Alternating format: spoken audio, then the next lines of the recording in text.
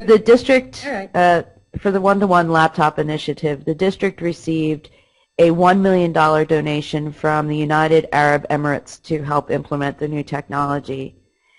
And on August 17, 2011, you issued to the high school students 2,200 MacBooks. And teachers are starting from ground zero in many cases in terms of lesson plans and materials. Here they were used to using a certain text. They were used to having certain handouts to give out to students with certain units, and everything was, I assume, was lost. You know, no textbooks, no worksheets, no lesson plans, etc., etc. So you really had to start at ground zero. I took a look at the site last night, and I think I see that a lot of teachers are really trying hard, rather, to use their websites to keep all the students on track and to give them resources and stuff like that. But still, there must be quite a learning curve for some of the teachers and the students. My first question is, who came up with this one-to-one laptop initiative? How did this come to pass? 3 years ago, when Dr. Huff joined the district, he had said, let's get some numbers together and see if we could start at the high school with the one-to-one, and so we did. That initial seed money is very hard to come up with, as you can imagine. And we talked about all the options. Bring your own device, and that probably would have been a very likely the option we would have used had circumstances not came down like they did. So it was Dr. Huff really, and then this summer after the tornado, when United Arab Emirates came up and said, we want to donate specifically for technology and a specific project. And we said, well, we had been wanting to do one-to-one, and they said, we're on board, we want to help Joplin. And that's what got that started. But that coupled immediately with, you're right, Heather, textbooks are gone. Everything is gone. We had a 21st century strategic planning process in line and had planned on going digital over a period of time, but talk about fast forwarding that plan. Yeah. Here was an opportunity. The textbooks are gone. So what if we don't replace the textbooks? And, I tell you, Director of Curriculum Terry Hart and Technology Integration Coordinator Calista Reynolds, they worked hard with Dr. Bessendorfer and put together a plan and put together a professional development plan for the teachers. It was pretty intense this summer. We were fortunate, and it's why we chose the MacBook. We looked at all devices, iPads, etc. We chose the MacBook because our teachers have been on MacBooks and have a MacBook assigned to them from the district for the last 6 years, so they're very comfortable with that device. So to try to, at such a short notice, throw a completely new device at them and get them trained on that, when here we could just really focus on the pedagogy of it all, was what we wanted to focus on. And so got that training, and I'll tell you another big key is we hired 5 21st century coaches to work with the teachers, to do training, and to constantly help them find sources, because it is a big change. We know we've asked a lot of our teachers and our students to learn with laptops as opposed to textbooks. It's a huge change. It's a huge challenge.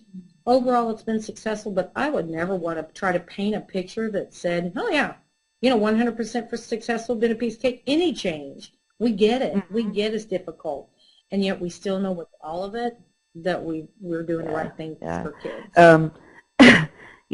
Kids are very resilient and can adjust to changes. And I think kids today are so used to rapid changing technology. They're so used to the pace at which things improve or change that they're probably like doing a little bit better than the teachers who may not. You know what? You're right. Yeah, you're right, and the teachers are fine with that. They use those kids, or that's one thing we've always said to the teachers.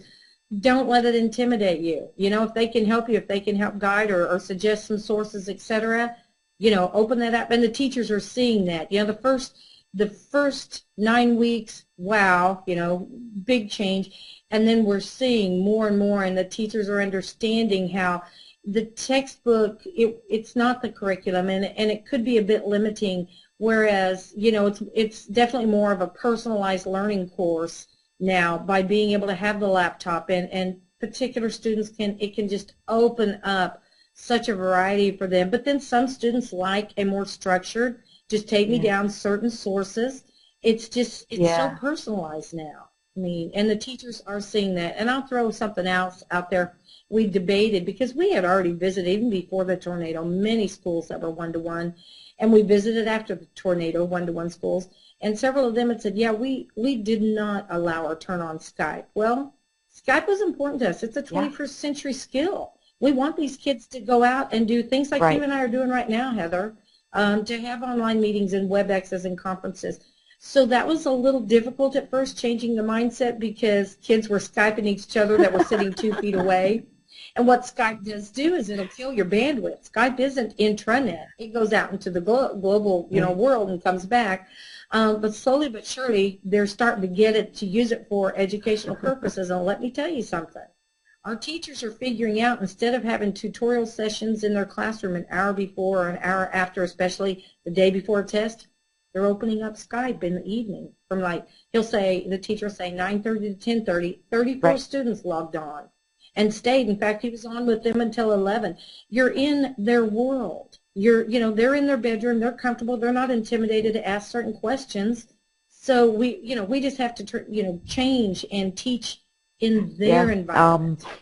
I think starting from where the students are is probably my number one, not philosophy, but principle, rather. It's my number one principle as a teacher. I agree. And I see you guys starting from where the students are in this case, as opposed to just helping them learn how to do school, which is great. Just really like that idea very much. When I look at the slide at 86 days until the start of school, I see how aggressive your implementation plan was. And as a project coordinator for many years, I would look at this and say, oh my God, how are we going to do this? And I may be using this term incorrectly, I hope not, but it seems like everything's on the critical path. There's nothing that's not on the critical path here. So, you have weeks between hiring the 21st century learning coaches, for example, and then a couple of weeks until they are going to provide professional development, and only a couple more weeks before school starts. And many teachers, for instance, will spend entire summers developing curriculum with textbooks that they've been using for years, or a new edition of a textbook, or finding some extra resources to integrate into units that they did last year or something like that. They'll spend an entire summer working with what they already have. I can only imagine starting from ground zero, and within 5 weeks, it looks like, those teachers had to be ready to launch their class. It's so aggressive, but you managed to get. It is. You managed to get started, and I think that what I see is that the kids were able to experience some sense of normalcy. At least they were back in school. They weren't having to. They had something to do and something to challenge them while they were in school, to take their mind off maybe the situation that they have at home, and the things that they have to worry about at home.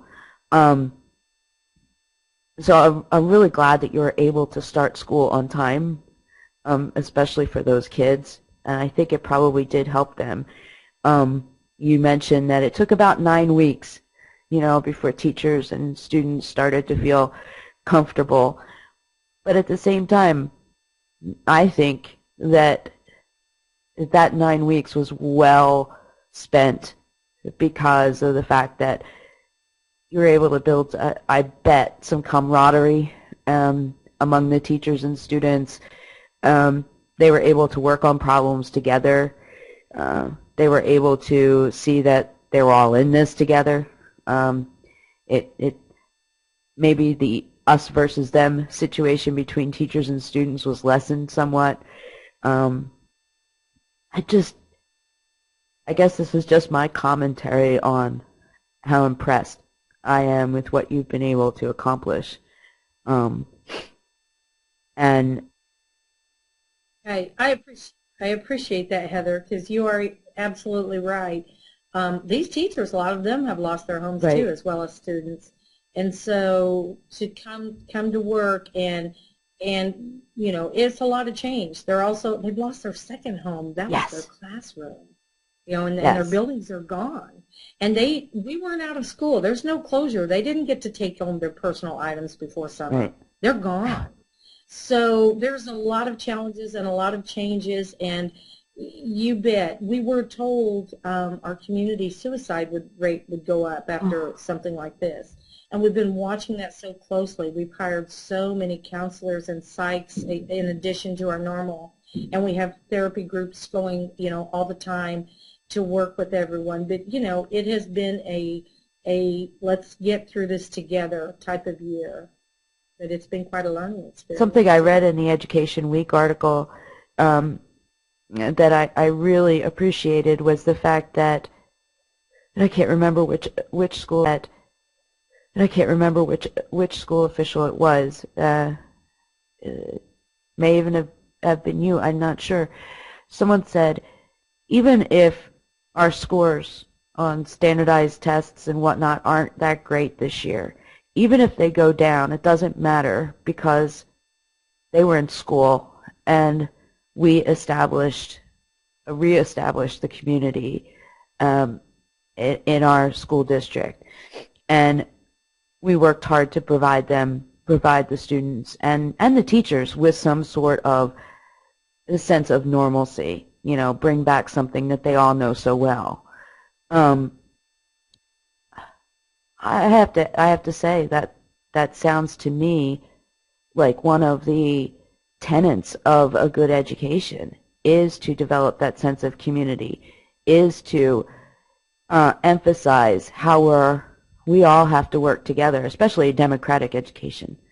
Um, so so what if scores went down? Who cares? You know, um, it's all about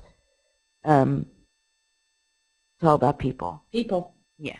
people right now. It's all about people and relationships, and let's just help each other through this. You're right. It was Dr. Huff and Dr. Bessendorfer that made those Okay. comments in Great. that article, just saying, you know what, we're providing, and sure, do we wish we would have had more time this summer before rolling something out like this? Absolutely.